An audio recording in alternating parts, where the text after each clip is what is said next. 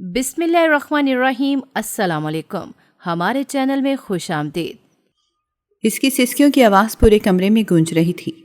تھوڑے ہی فاصلے پر اس کا بھائی بے چینی سے چکر کاٹ رہا تھا، جبکہ اس کی بھابھی اپنے چہرے پر پراسرار مسکراہٹ لیے بیٹھی ہوئی تھی۔ جب اس کے شوہر نے اس کی طرف دیکھا تو وہ دوبارہ سے سنجیدہ ہو گئی۔ اس نے یکدم ہی اپنے چہرے کے تاثرات تبدیل کیے۔ اب وہاں پر خوشی نہیں بلکہ دکھ تھا۔ جنید، میں نے آپ کو کہا بھی تھا کہ اپنی بہن کو اتنی آزادی نہ دیں، لیکن آپ نے میری بات نہ سنی۔ دیکھیں کیسے اس نے سارے جگ کے سامنے ہمیں رسوا کر دیا۔ سونیا کی بات سن کر چند لمحے اس نے اپنی بیوی کو غصے سے گھورا اور پھر ڈانٹتے ہوئے کہنے لگا، خبردار، جو تم نے میری بہن پر الزام لگانے کی کوشش کی، میری بہن ایسا کام ہرگز بھی نہیں کر سکتی۔ مجھے اس پر حد سے زیادہ یقین ہے۔ شوہر کے بدلتے ہوئے ذہن کو دیکھ کر وہ یکدم ہی پریشان ہو گئے۔ اتنی دیر سے وہ اسے اس کی بہن کے خلاف بھڑکا رہی تھی، لیکن آخر میں اس کا شوہر دوبارہ سے اپنی بہن کی سائیڈ لینے لگا۔ سونیا نے انتہائی نفرت سے کونے میں بیٹھی اپنی نند کی طرف دیکھا، جس کا پورا وجود اس وقت ہولے ہولے لرز رہا تھا، اور وہ صرف ایک ہی بات کہہ رہی تھی، بھائی جان میری بات پر یقین کریں، میں نے کچھ بھی نہیں کیا۔ جنید، جو کہ کافی دیر اس معاملے کے بارے میں سوچ رہا تھا، اب اس کا ذہن یہ پتہ لگانے میں کامیاب ہو ہی گیا تھا کہ اس کی بہن بے قصور ہے۔ دراصل آج وہ کالج سے واپس آ رہے تھے جب اچانک ایک لڑکا ان کے سامنے جا کر کھڑا ہو گیا۔ وہ اس وقت اپنے گھر سے تھوڑے ہی فاصلے پر موجود تھے۔ اس نے گلی کے آوارہ لڑکے کو سائڈ پر ہٹنے کے لیے کہا، لیکن وہ اس کے ساتھ بدتمیزی کرنے لگا اور اسے ہاتھ لگانے کی کوشش کرنے لگا۔ اس سب کے لیے وہ بالکل بھی تیار نہیں تھی، اور نہ ہی آج سے پہلے اس کے ساتھ کسی نے اس طرح کا سلوک کیا تھا۔ وہ بہت زیادہ خوفزدہ ہو گئی۔ وہ پیچھے ہٹ رہی تھی، جبکہ وہ انسان اس کی طرف بڑھتا چلا جا رہا تھا۔ اس کا مقصد صرف اور صرف اس لڑکی کو ڈرانا تھا اور اسے پورے زمانے کے سامنے ذلیل و رسوا کر دینا تھا۔ اس کام کے لیے اسے سونیا نے پیسے دیے تھے اور ہدایت کی تھی کہ اس کا نام کسی کے بھی سامنے نہ آئے۔ کرم دین اور اس کے درمیان اب بہت تھوڑا ہی فاصلہ رہ گیا تھا۔ اس نے اسے پیچھے کی طرف دھکا دیا تو گلی کا ایک بچہ انہیں دیکھ کر چلانے لگا۔ وہ اس وقت ایک دوسرے کے لیے بہت قریب کھڑے تھے، ایک ایسی حالت میں تھے کوئی بھی انہیں دیکھتا تو غلط مطلب ہی لیتا۔ بچے کے چیخنے کی آواز سن کر وہ بہت ہی زیادہ خوفزدہ ہو گئی اور اسے پیچھے کی طرف دھکا دیا۔ تھوڑی ہی دیر بعد پورا محلہ وہاں پر جمع ہو گیا۔ اس کی دوست تیزی سے بھاگتی ہوئی اس کے پاس گئی اور اس سے پوچھنے لگی، کیا ہوا ہے تمہیں؟ اس سے پہلے کہ وہ کوئی جواب دیتی، وہ بچہ بول پڑا کہ یہ دونوں یہاں پر گندے کام کر رہے تھے۔ اس کے یہ کہنے کی دیر تھی کہ سارے محلے والوں کے منہ حیرت سے کھلے کے کھلے رہ گئے۔ ان لوگوں کے لیے اس بات پر یقین کرنا ناممکن تھا کہ نور یہ سب کچھ کر سکتی ہے۔ وہ اچھی طرح سے جانتے تھے کہ یہ لڑکا اوباش ہے، اس نے اس کے ساتھ بدتمیزی کرنے کی کوشش کی ہوگی۔ سارا محلہ ہی نور کے کردار سے بہت اچھے طریقے سے واقف تھا۔ کسی نے بھی اس پر انگلی نہیں اٹھائی، مگر اس کی بھابھی اونچی آواز میں چلانے لگی اور کہنے لگی کہ مجھے اس لڑکی کی حرکتوں کے بارے میں پہلے سے ہی پتا تھا۔ راتوں کو یہ لڑکوں کو اپنی چھت پر بلاتی تھی، اس کا ہی قصور ہوگا۔ محلے والے جو کہ پہلے نور کا ساتھ دے رہے تھے، اس کی بھابھی کی باتیں سن کر وہ بھی سوچنے پر مجبور ہو گئے کہ اگر یہ عورت اس کے خلاف گواہی دے رہی ہے تو پھر ضرور اس لڑکی میں کوئی نہ کوئی مسئلہ ہوگا۔ اس کی دوست شبنم، جو کہ اس کے ساتھ ہی کھڑی تھی، اس نے نور کا ہاتھ پکڑا اور اسے لے کر گھر کے اندر چلی گئی۔ اسی وقت یہ سونیا نے اپنے شوہر کو کال ملائی اور اسے گھر واپس آنے کے لیے کہا۔ جنید بھی جلدی سے گھر واپس آ گیا کیونکہ اسے ایک ایمرجنسی کے بارے میں بتایا گیا تھا۔ ان دنوں اس کی بیوی امید سے تھی، اسے لگ رہا تھا کہ شاید اس کی طبیعت خراب ہو گئی ہے، مگر جب وہ گھر پہنچا اور اس نے یہ بات سنی تو اس کے قدموں کے نیچے سے زمین نکل گئی۔ وہ سوچ بھی نہیں سکتا تھا کہ اس کی بہن یہ سب کچھ کر سکتی ہے۔ پہلے تو اس نے اپنی بہن کو بہت زیادہ ڈانٹا اور اسے یہاں تک کہہ دیا کہ مجھے شرمندگی ہو رہی ہے کہ تم میری بہن ہو۔ یہ ساری باتیں اس نے غصے میں کہی تھیں۔ جب وہ جذباتی ہوتا تھا تو اسے سمجھ نہیں لگتی تھی کہ وہ کیا بات کر رہا ہے۔ تھوڑی ہی دیر بعد جب اس کا دماغ تھوڑا سا سوچنے سمجھنے کے قابل ہوا تو اس نے اپنے پولیس دوست کو کال ملائی، جو کئی بار اس اوباش انسان کو پکڑ کر لے جا چکا تھا۔ جب اس نے اس اوباش انسان کی ہسٹری کے بارے میں پتہ لگوایا تو اسے اندازہ ہوا کہ وہ اس طرح سے نہ جانے کتنی لڑکیوں کو ہراساں کر چکا ہے، اور یہ اس کی پرانی عادت ہے۔ اس میں اس کی بیچاری بہن کا کوئی قصور نہیں ہے۔ اب غیبانوں سے اپنی بیوی پر غصہ آ رہا تھا، جو کچھ بھی جانے بغیر اس کی بہن پر الزام لگائے چلی جا رہی تھی، اور وہ بھی اپنی بیوی کی باتوں پر یقین کر رہا تھا۔ اس نے سونیا کو یہاں تک کہہ دیا تھا کہ اگر اب دوبارہ تم نے میری بہن کے خلاف ایک بھی بات کی تو میں تمہیں طلاق دے دوں گا اور اپنے گھر سے دھکے مار کر نکال دوں گا۔ یہ کہہ کر وہ کمرے سے باہر نکل گیا۔ ان لوگوں کے لیے اب اس محلے میں بھی رہنا مشکل ہو گیا تھا، کیونکہ سب ہی اس کی بہن کے خلاف باتیں کر رہے تھے، اور اس سے یہ سب کچھ برداشت نہیں ہو رہا تھا۔ وہ جان چکا تھا کہ اس میں سب سے بڑا ہاتھ اس کی اپنی بیوی کا ہی ہے۔ اگر وہ اس کی بہن کا ساتھ دے دیتی تو اس کے سارے زمانے کے سامنے بے عزتی نہ ہوتی۔ دوسری طرف سونیا کو بالکل بھی اس بات کی امید نہیں تھی کہ اس کا شوہر اس کے ساتھ اتنا برا سلوک کرے گا۔ جب وہ کمرے سے باہر نکلا تھا تب وہ دوبارہ سے اپنی نند کے پاس گئی تھی۔ اس نے نور کو بالوں سے پکڑا تھا اور اس کے چہرے پر تھپڑوں کی بارش کر دی تھی۔ وہ اس سے اپنے شوہر کے سخت رویے کا بدلہ لے رہی تھی۔ اس نے نور کو دھمکی دی اور کہا کہ تم فکر مت کرو، بہت جلد ہی میں تمہیں ایک ایسی جگہ پر بھیجوں گی جہاں تمہاری زندگی کتے سے بھی بدتر ہوگی۔ نور بیچاری کو سمجھ نہیں لگ رہی تھی کہ اس کی بھابھی اس کے ساتھ اتنا برا سلوک کیوں کر رہی ہیں۔ اس نے تو کبھی بھی اپنے بھائی کے خلاف جانے کی کوشش نہیں کی تھی۔ وہ ہمیشہ وہی کام کرتی تھی جو اس کی بھابھی کو خوش کرتا تھا۔ اس نے اپنے کالج کے ساتھ ساتھ گھر کے کاموں کو بھی سنبھالا ہوا تھا۔ وہ اپنی بھابھی کو کسی بھی کام کو ہاتھ لگانے کی اجازت نہیں دیتی تھی، مگر اس کے باوجود بھی وہ عورت اس سے خوش نہیں ہوتی تھی۔ ان دونوں کی لڑائی کے پیچھے ایک ماضی کا واقعہ بھی تھا۔ سونیا کا جو بھائی تھا وہ بہت ہی اوباش اور ویلا انسان تھا، کوئی بھی کام کاج نہیں کرتا تھا، اور اس کے ساتھ ساتھ وہ بہت سی دوسری سرگرمیوں میں بھی ملوث تھا۔ کئی بار تو جنید نے اسے سگریٹ پیتے ہوئے بھی پکڑا تھا۔ اس کے بہت ہی عجیب و غریب دوست تھے۔ جنید جب اسے ان لوگوں سے دور رہنے کا کہتا تو وہ جواب میں اس سے بدتمیزی کرتا تھا۔ وہ جب ان کے گھر پہلی بار آیا تھا اور اس نے نور کو دیکھا تھا تو وہ پہلی ہی نظر میں اس کا دیوانہ ہو گیا تھا۔ بلا شبہ نور ایک بہت ہی خوبصورت لڑکی تھی جو کسی کو بھی اپنی طرف متوجہ کر سکتی تھی۔ تب کامران نے فیصلہ کیا تھا کہ وہ اس لڑکی سے نکاح کرے گا۔ اس سلسلے میں اس نے اپنی بہن سے بات کی۔ سونیا بھی یہی چاہتی تھی کہ اس کی نند سے جلدی جلدی جان چھوٹ جائے تاکہ وہ مکمل طور پر اپنے گھر پر اپنی حکمرانی کر سکے۔ ویسے تو اس کی معصوم سی نند اس کے کسی بھی معاملے میں دخل اندازی نہیں کرتی تھی، مگر اس کے باوجود اسے اپنی نند کا وجود کھٹکتا تھا، اور اس کا بس نہیں چلتا تھا کہ وہ اس کو کسی ایسی جگہ پر پھینک دے جہاں سے اس کی واپسی ناممکن ہو جائے۔ سونیا نے کامران کو کہا کہ اگر تم واقعی سے شادی کرنے کی خواہش رکھتے ہو تو اس کے لیے تمہیں اپنے آپ کو تھوڑا سا بہتر بنانا ہوگا۔ تمہیں جنید کے سامنے یہ ثابت کرنا ہوگا کہ تم تبدیل ہو گئے ہو، کیونکہ تمہاری حرکتوں کی وجہ سے میرا شوہر تمہیں بالکل بھی پسند نہیں کرتا۔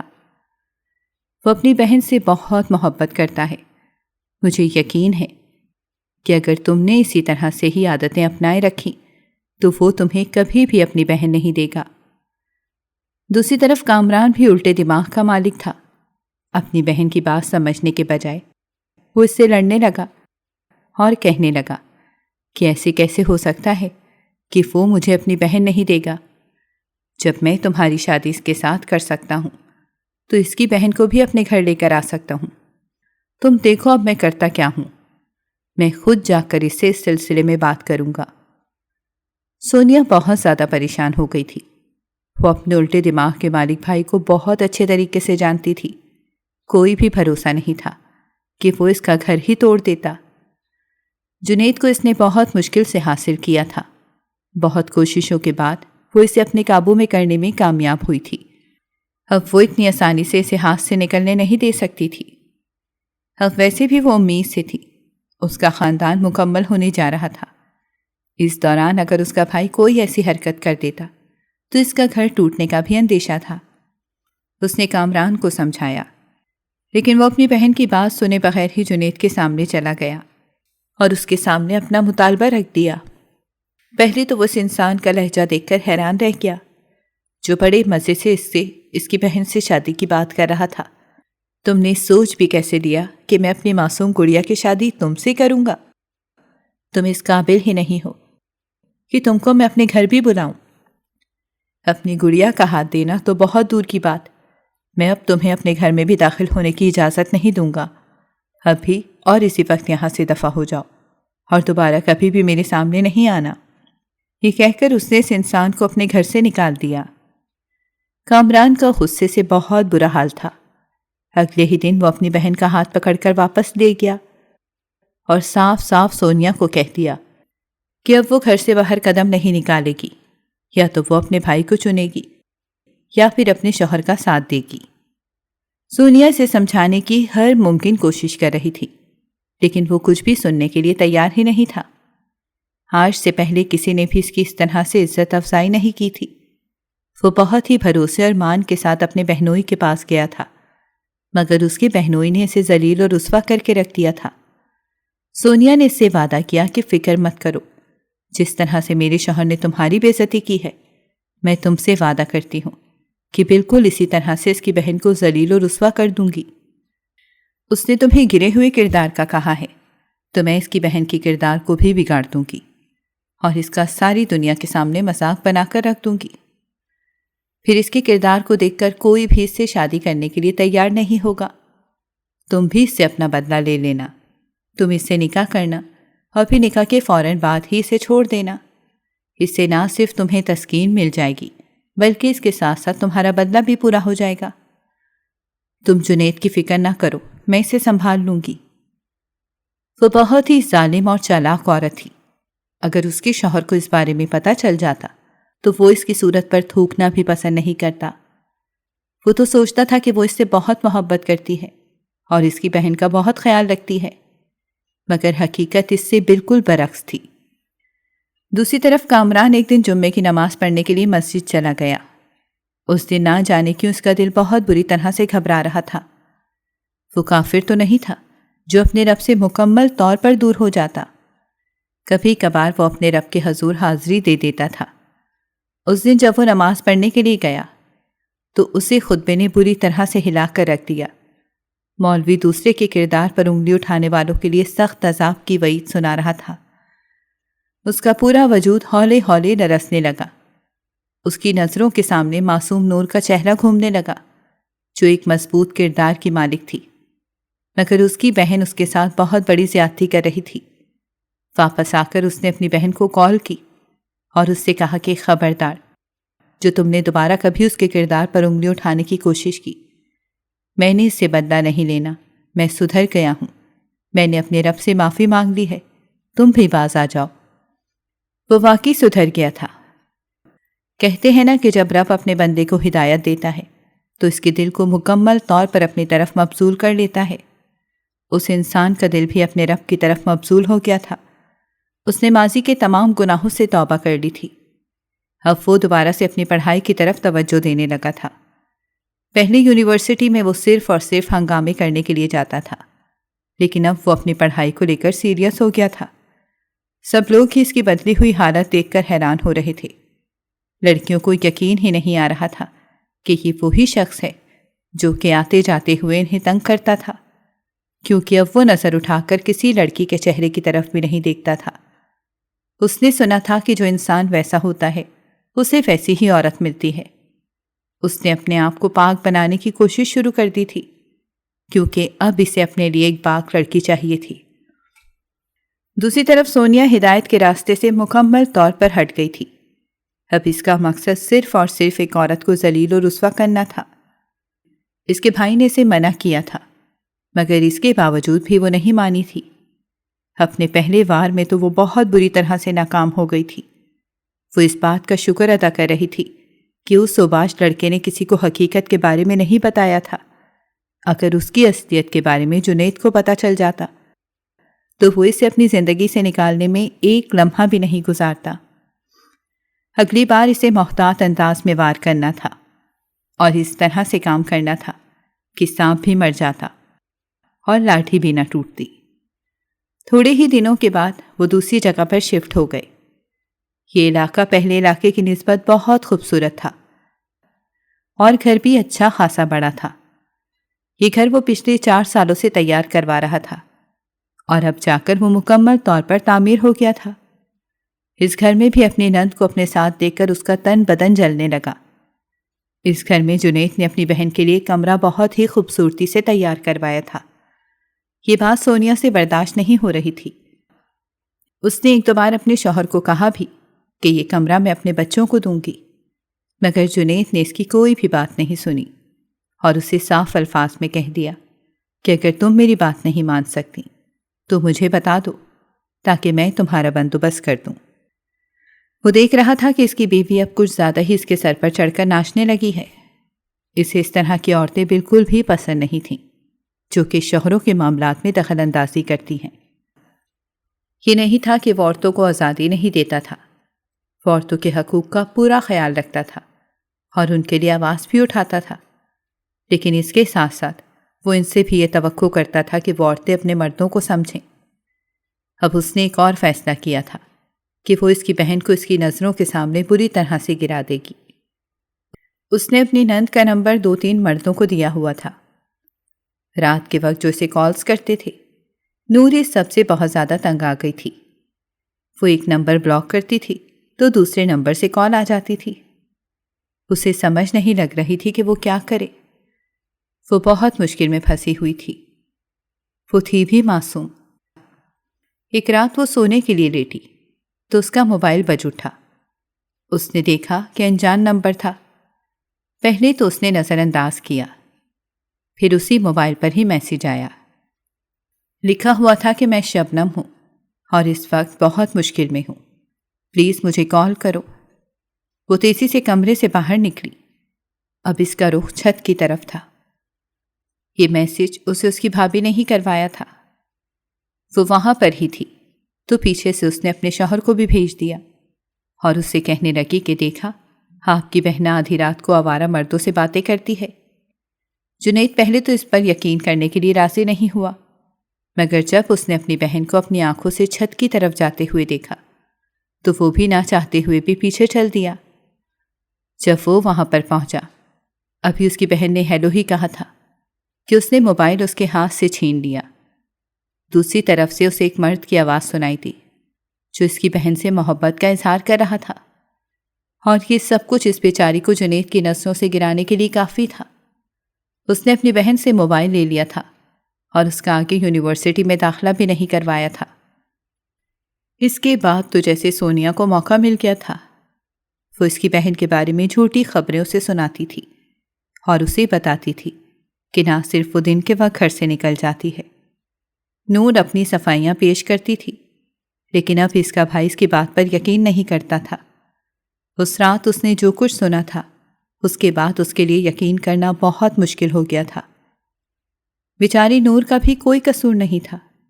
اس کی زندگی میں حد سے زیادہ چالاک عورت آ گئی تھی جو اسے ہر موڑ پر ہی گرانا چاہتی تھی، اور وہ اس قدر نادان تھی کہ اسے سمجھ نہیں آ رہا تھا کہ وہ کیسے اس کی چالاکیوں سے بچے۔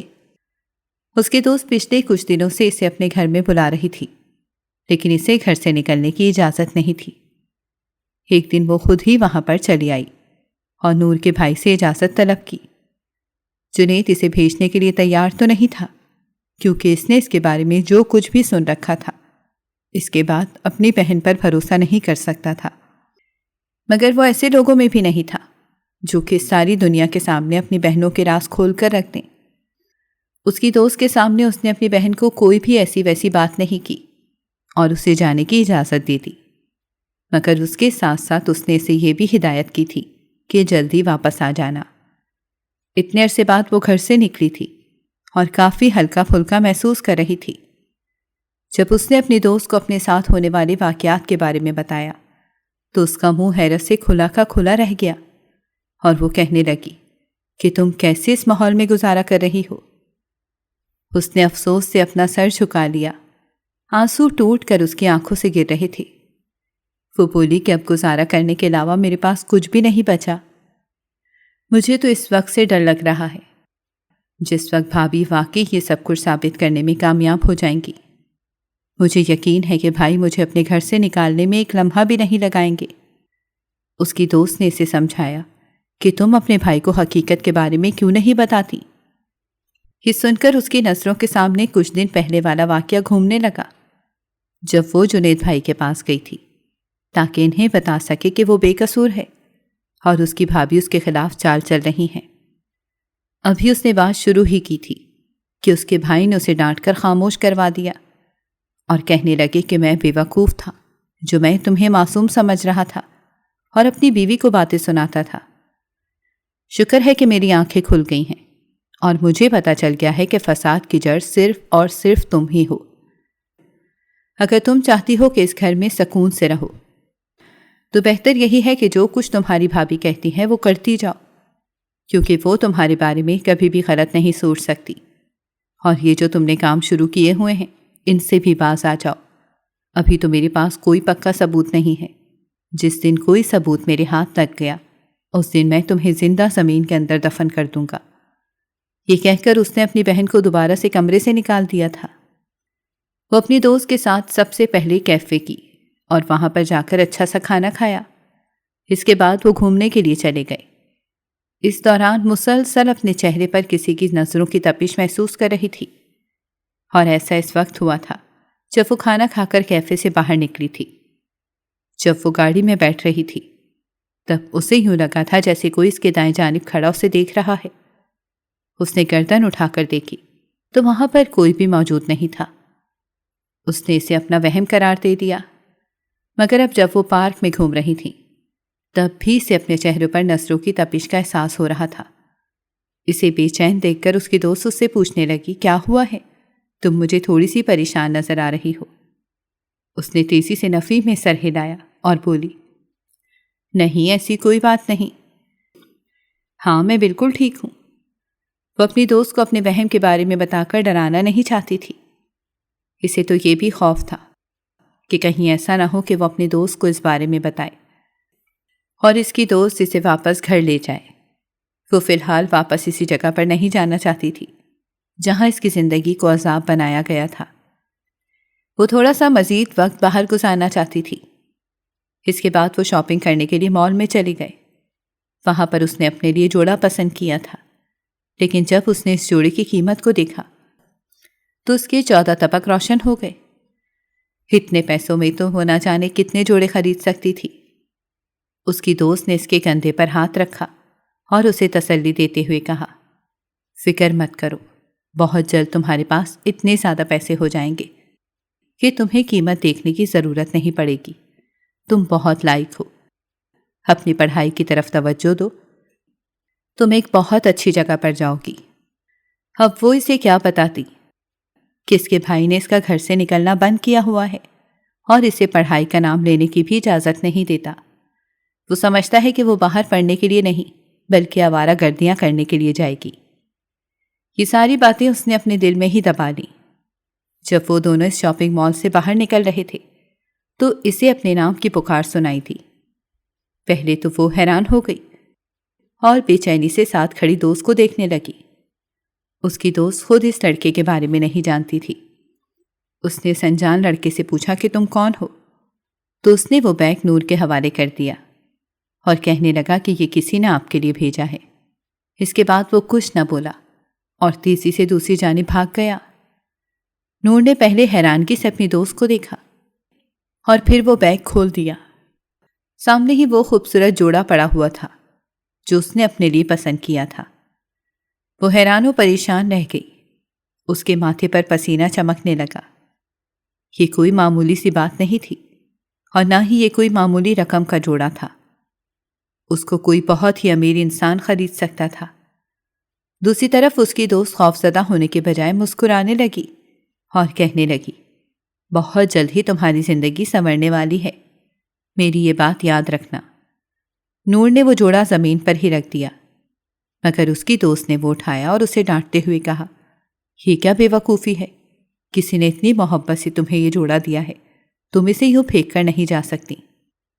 اس نے وہ جوڑا اٹھا لیا اور اسے لے کر باہر نکل آئی۔ اس نے نور کو اس کے گھر کے سامنے اتارا اور وہ شاپنگ بیگ بھی اس کے حوالے کیا۔ جب وہ گھر کے اندر داخل ہوئی تو اس کی بھابھی پہلے سے ہی دروازے پر ہی موجود تھی۔ وہ تیزی سے اس کے پاس گئی اور اس کے ہاتھ سے وہ بیگ جھپٹ لیا۔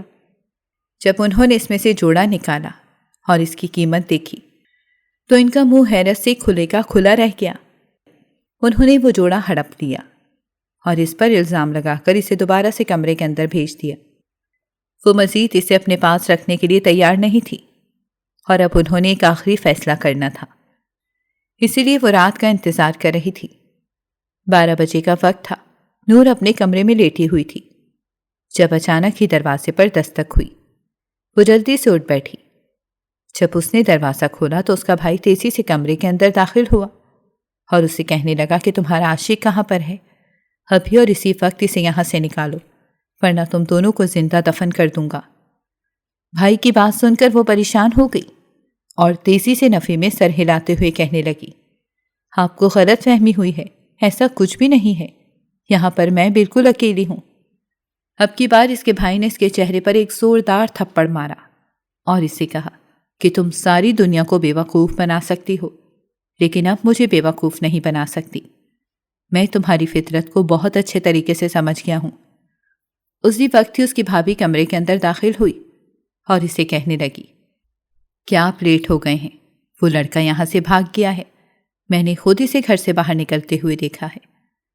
اس کے بعد اس نے ایک نظر نور کو دیکھا اور دوبارہ سے بولی کہ اس لڑکی کو اب ہم مزید برداشت نہیں کر سکتے، بہتر یہی ہے کہ اب اس کا بندوبست کیا جائے۔ اگر آپ مجھے اجازت دیں تو میں اس کا نکاح بھی اور اسی وقت کر دیتی ہوں۔ میری نظر میں ایک انسان ہے جو اس کو اپنے ساتھ لے کر چلا جائے گا، ہماری بھی اس گن سے جان چھوٹ جائے گی۔ جنید نے ایک نظر اپنی بہن کے چہرے کی طرف دیکھا اور کہنے لگا، جو کچھ کرنا ہے اس کے ساتھ کرو، مگر اب میں اسے دوبارہ سے اپنے گھر میں نہ دیکھوں۔ یہ کہہ کر وہ باہر نکل گیا اور پھر اس کے ساتھ ہی اس کی بھابھی نے اس سے 20 سال بڑے ایک شخص کو کال کر کے بلایا۔ وہ رو رہی تھی، چیخ رہی تھی، چلا رہی تھی، لیکن کوئی بھی اس کی بات کو سننے کے لیے تیار نہیں تھا۔ اس کا بھائی گھر سے باہر نکل کر جا چکا تھا، اب صرف اس کی بھابھی اور ان کے کچھ رشتہ دار ہی باقی بچے تھے۔ رات کے اس پہر انہوں نے سب لوگوں کو بلایا اور ان کی موجودگی میں اس کا نکاح ایک بوڑھے آدمی سے کر دیا۔ وہ رو رو کر تھک چکی تھی، اس کے آنسو خشک ہو گئے تھے، مگر اسے ابھی تک صبر نہیں آ رہا تھا۔ اس کا دل بہت زیادہ بے چین تھا، اس کا بس نہیں چل رہا تھا کہ وہ ساری دنیا کو تہس نہس کر دے۔ اس سے اپنی معصومیت پر بھی شدید غصہ آ رہا تھا کہ کم از کم اسے اتنا زیادہ معصوم نہیں ہونا چاہیے تھا۔ وہ اسے اپنے ساتھ لے کر گاڑی میں بیٹھ گیا اور اپنی خباثت بھری مسکراہٹ لے کر اس کے چہرے کی طرف دیکھتے ہوئے کہنے لگا، تم تو بہت ہی خوبصورت ہو، تمہارے جتنے پیسے میں نے تمہاری بھابھی کو دیے ہیں اس سے ٹرپل پیسے مجھے تمہیں بیچ کر مل جائیں گے۔ یہ سن کر اسے لگا کہ کسی نے 7 آسمانوں کو اس کے سر کے اوپر گرا دیے ہوں۔ وہ بے یقینی سے اس شخص کے چہرے کی طرف دیکھنے لگی جس نے تھوڑی ہی دیر پہلے سے نکاح کیا تھا اور سب لوگوں کے سامنے سے قبول کیا تھا۔ تو یہ نکاح اس وجہ سے نہیں تھا کہ وہ اسے اپنی زندگی میں شامل کر رہا تھا، بلکہ اس وجہ سے تھا کہ وہ اسے کسی اور کے آگے بیچ رہا تھا۔ وہ اسے لے کر ایک بہت بڑی حویلی پہنچ گیا۔ اس حویلی کو دیکھ کر اس کا دل تیزی سے دھڑکنے لگا کیونکہ اس حویلی کو بہت ہی خوبصورتی کے ساتھ سجایا گیا تھا اور اس کی بالکنیوں پر اس وقت مختلف لڑکیاں کھڑی تھیں جنہوں نے عجیب و غریب قسم کا لباس پہنا ہوا تھا۔ اندر سے گانے بجانے کی آوازیں سنائی دے رہی تھیں۔ وہاں پر بہت ہی عجیب زبان بولی جا رہی تھی۔ صاف ظاہر ہو رہا تھا کہ یہ شریفوں کی حویلی نہیں ہے بلکہ یہاں پر کچھ غلط ہوتا ہے۔ وہ بوڑھا شخص گاڑی سے اترا اور اسے بھی اترنے کے لیے کہا، مگر وہ اسے جھٹکنے لگی اور اس نے وہاں سے بھاگنے کی کوشش کی، لیکن گارڈز نے آ کر اسے پکڑ لیا۔ اس کے ساتھ ہی بوڑھے نے اس کے چہرے پر تھپڑوں کی بارش شروع کر دی۔ وہ انسان نہیں جانتا تھا کہ فی الحال وہ اس لڑکی کے ساتھ جو سلوک کر رہا ہے اس کا بدلہ اسے بہت جلد دینا پڑے گا۔ وہ اسے گھسیٹتے ہوئے اندر لے کر چلا گیا اور سامنے بیٹھی عورت کو دیکھ کر کہنے لگا، دیکھو میں تمہارے لیے کتنا خوبصورت اور قیمتی نگینہ لایا ہوں، مجھے یقین ہے کہ تم اس کے ذریعے بہت ساری دولت کماؤ گی، اور مجھے اس بات پر بھی یقین ہے کہ اس وجہ سے تمہارا کوٹھا بھی مشہور ہو جائے گا۔ اس عورت نے غور سے نور کے چہرے کی طرف دیکھا جو بلا شبہ ہی چاند کا ٹکڑا تھی اور مردوں کو آسانی سے لبھا سکتی تھی۔ سادہ سے لباس اور میک اپ سے پاک چہرے میں اس کا چہرہ بہت خوبصورت نظر آ رہا تھا۔ مالکن سوچ رہی تھی کہ جب اس چہرے کو سجایا جائے گا تب تو یہ قیامت بن کر سب پر ٹوٹے گی۔ اس نے ایک نظر بوڑھے شخص کی طرف دیکھا اور اسے کہنے لگی، پہلے تو میں تمہیں اس کی قیمت 1 کروڑ دے رہی تھی، لیکن اس کی خوبصورتی دیکھ کر اب میں تمہیں 2 کروڑ دوں گی۔ تم بھی خوش ہو جاؤ، کیا یاد کرو گے؟ مالکن بہت زیادہ خوش ہو گئی تھی۔ اس نے سوچا بھی نہیں تھا کہ اس قدر خوبصورت نگینہ اس کے ہاتھ لگے گا۔ جتنی قیمت وہ اس انسان کو دے رہی تھی اتنی ہی وہ ایک دن کے اندر کما سکتی تھی، کیونکہ اس کے سامنے اس وقت ایک بہت ہی خوبصورت ہیرا بیٹھا ہوا تھا جس کے بہت سارے طلبگار ہونے والے تھے۔ اس بوڑھے شخص نے اسی وقت ہی سب کے سامنے سے طلاق دے دی اور پیسے لے کر وہاں سے نکل گیا۔ وہ وہاں پر بالکل تنہا رہ گئی تھی۔ اسے لگ رہا تھا کہ وہ ایک مصیبت سے نکل کر جہنم میں آ گئی ہے، جہاں سے اب نکلنا اس کے لیے مشکل ہی نہیں، ناممکن ہے۔ وہ جلدی سے جا کر اس عورت کے قدموں میں گر گئی اور روتے ہوئے کہنے لگی، خدا کے لیے مجھ پر رحم کرو، مجھے یہاں سے جانے دو۔ وہ عورت اس کی بات سن کر ہنسنے لگی اور کہنے لگی، کیا تم نے ابھی دیکھا نہیں؟ میں نے تمہاری قیمت 2 کروڑ ادا کی ہے۔ جب تک کہ میں اس کا 100 گنا تم سے وصول نہیں کر لیتی تب تک تو میں تم پر کسی بھی طرح کا کوئی رحم نہیں کر سکتی۔ اس کے بعد بھی میں رحم کرنے کے بارے میں سوچوں گی، مگر تمہیں کبھی بھی آزادی نہیں دوں گی۔ اس کا دل کر رہا تھا کہ وہ زمین پھٹے اور وہ اس میں سما جائے، جس چیز سے وہ بہت زیادہ خوفزدہ ہوتی تھی۔ آج وہ انہی لوگوں میں آ کر پھنس گئی تھی۔ بچپن میں وہ جب ان طوائفوں کی کہانیاں سنتی تھی تو اسے بہت افسوس ہوتا تھا اور اسے بہت ڈر لگتا تھا۔ کبھی کبھار تو وہ ان عورتوں کی زندگی پر رونا شروع کر دیتی تھی، اور آج وہ خود اس مشکل میں پھنس گئی تھی۔ وہ طوائف نہیں بننا چاہتی تھی، اسے اس نام سے ہی بہت خوف محسوس ہوتا تھا، مگر سامنے کھڑی عورت ہر حال میں اس سے وہ سب کچھ کروانا چاہتی تھی جس کے بارے میں اس نے کبھی وہم و گمان میں بھی نہیں سوچا تھا۔ اس کو کمرے میں لے کر جایا گیا۔ مالکن اسی رات ہی ایک شخص کو بلانے کا فیصلہ کر چکی تھی۔ یہ شخص اس شہر کا سب سے بڑا اور مشہور بزنس مین تھا، جسے عورتوں کی ذات سے اچھی خاصی دلچسپی تھی۔ کافی عرصے سے وہ شخص یہاں پر نہیں آ رہا تھا۔ آج اس شخص نے خود ہی مالکن کو کال کی تھی اور اسے کہا تھا کہ وہ آنا چاہتا ہے۔ اس حویلی کی سب سے خوبصورت لڑکی کو اس کے سامنے پیش کیا جائے۔ سکندر شاہ نے فیصلہ کر لیا تھا کہ وہ آج نہ صرف اس عورت کا کوٹھا بند کروائے گا بلکہ اس کے ساتھ ساتھ وہاں پر موجود سب عورتوں کو بھی آزاد کروا دے گا۔ اس نے اس کی محبت پر ہاتھ ڈال کر بہت بڑی غلطی کر دی تھی۔ جب وہ وہاں پر پہنچا اور اس کے سامنے اس لڑکی کو پیش کیا گیا تو اس کے ساتھ ہی اس نے ایک ہاتھ کا اشارہ کیا اور پولیس اس کوٹھے کے اندر داخل ہو گئی۔ اس عورت کے بارے میں اس سے پہلے بھی بہت ساری خبریں سن رکھی تھیں، جس میں سب سے مشہور خبر یہ تھی کہ یہ غیر قانونی سرگرمیوں میں ملوث تھی، لڑکیوں کو دوسرے ملک میں اسمگل کرتی تھی اور اس کے علاوہ ڈرگز بھی بیچتی تھی۔ اس حویلی سے بہت سارے ڈرگز بھی برآمد ہوئے تھے۔ اس عورت کے خلاف ایک بہت بڑا کیس ہوا تھا اور یہ کوٹھا بھی ہمیشہ ہمیشہ کے لیے بند کر دیا گیا تھا۔ اس کوٹھے میں جتنی بھی لڑکیاں موجود تھیں ان کو دارالامان بھیج دیا گیا تھا اور کچھ لڑکیاں خود اپنی مرضی سے چلی گئی تھیں۔ نور یہ سب کچھ دیکھ کر بہت زیادہ خوفزدہ ہو گئی تھی۔ وہ ایک کونے میں بیٹھی ہوئی تھی اور رو رہی تھی۔ اس کا وجود ہولے ہولے لرز رہا تھا۔ سکندر شاہ جس نے اسے 1 سال پہلے دیکھا تھا اور اسی وقت ہی اس کا دیوانہ ہو گیا تھا، لیکن پھر ضروری کام کی وجہ سے اسے ملک سے باہر جانا پڑا تھا۔ کافی عرصے کے بعد اس نے دوبارہ سے اسی لڑکی کو کیفے میں دیکھا۔ اس بار اس نے فیصلہ کیا تھا کہ وہ اس لڑکی کو ہاتھ سے نکلنے کی اجازت نہیں دے گا۔ اسی دن ہی اس نے اس لڑکی کے بارے میں سب کچھ پتہ لگوا لیا تھا۔ اس کا پیچھا کرنے والا اور اسے تحفہ بھیجنے والا بھی کوئی اور نہیں بلکہ سکندر شاہ ہی تھا۔ جب اسے پتہ چلا کہ اس کی بھابھی ایک بہت ہی ظالم عورت ہے جو ہر وقت ہی اس کی محبوبہ کو نیچا دکھانے کی کوششوں میں لگی رہتی ہے، تو اس نے فیصلہ کیا تھا کہ وہ بہت جلد اسے اس گھر سے نکال کر اپنی زندگی میں لے آئے گا۔ وہ جس رات بھی لاپرواہی کرتا تھا اسے نقصان اٹھانا پڑتا تھا، اس رات بھی وہ سو گیا تھا، مگر اس نے اپنی محبوبہ کی حفاظت کے لیے ایک آدمی کو اس کے گھر کے آس پاس ہی چھوڑا ہوا تھا۔ وہ آدمی اس رات اسے کالز کرتا رہا کہ اس کی محبوبہ کی شادی ایک بڑے شخص سے ہو گئی ہے اور وہ اسے کوٹھے پر چھوڑ آیا ہے۔ تو اس کا دماغ خود سے اسے گھوم گیا۔ اسے پتا تھا کہ اگلی ہی رات اسے کسی کے سامنے پیش کیا جائے گا۔ پہلے وہ اس کوٹھے میں جایا کرتا تھا، عورتوں کے ساتھ تعلقات بھی رکھتا تھا، لیکن جب سے اس نے اس معصوم سی لڑکی کو دیکھا تھا تب سے اس نے سارے کام ہی چھوڑ دیے تھے۔ وہ اسے اپنے ساتھ لے کر اپنی حویلی چلا آیا۔ 3 مہینوں تک اس نے اس لڑکی سے کوئی بھی بات نہیں کی۔ نور پہلے تو وہاں پر بہت زیادہ خوفزدہ رہی، لیکن پھر بعد میں جب اسے تھوڑا سا اعتماد حاصل ہوا تو اسے پتا چلا کہ یہ انسان بہت ہی اچھا ہے۔ وہ اس انسان کا جتنا بھی شکر ادا کرتی کم تھا، جس نے نہ صرف اسے رہائش دی ہوئی تھی بلکہ ہر طرح سے اس کا خیال بھی رکھ رہا تھا۔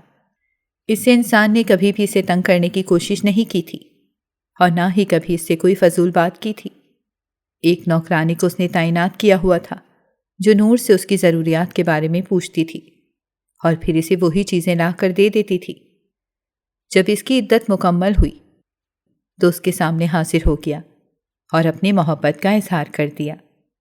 نور اس کو اپنی خوش قسمتی سمجھ رہی تھی، جسے کتنا اچھا اور خوبصورت شوہر مل گیا تھا۔ تھوڑے ہی عرصے کے بعد اس کی بھابھی کو بھی اپنی غلطی کا احساس ہو گیا تھا۔ اس کی سب سے بڑی وجہ یہ تھی کہ سکندر شاہ نے اسے دھمکی دی تھی اور اسے کہا تھا کہ اگر تم نے میری بیوی سے آ کر اس کے پاؤں پکڑ کر معافی نہیں مانگی اور اپنے شوہر کو حقیقت کے بارے میں نہیں بتایا تو میں سب لوگوں کو تمہاری حقیقت کے بارے میں بتا دوں گا۔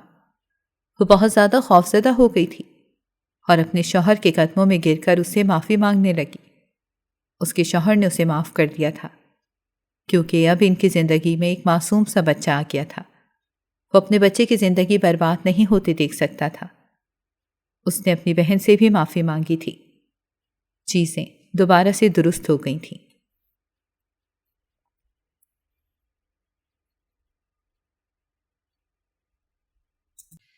ناظرین، اگر آپ کو ہماری کہانی اچھی لگی ہے تو ویڈیو کو لائک کریں، شیئر کریں اور ہمارے چینل کو سبسکرائب کریں۔ اگلی ویڈیو تک اجازت دیں۔ اللہ حافظ۔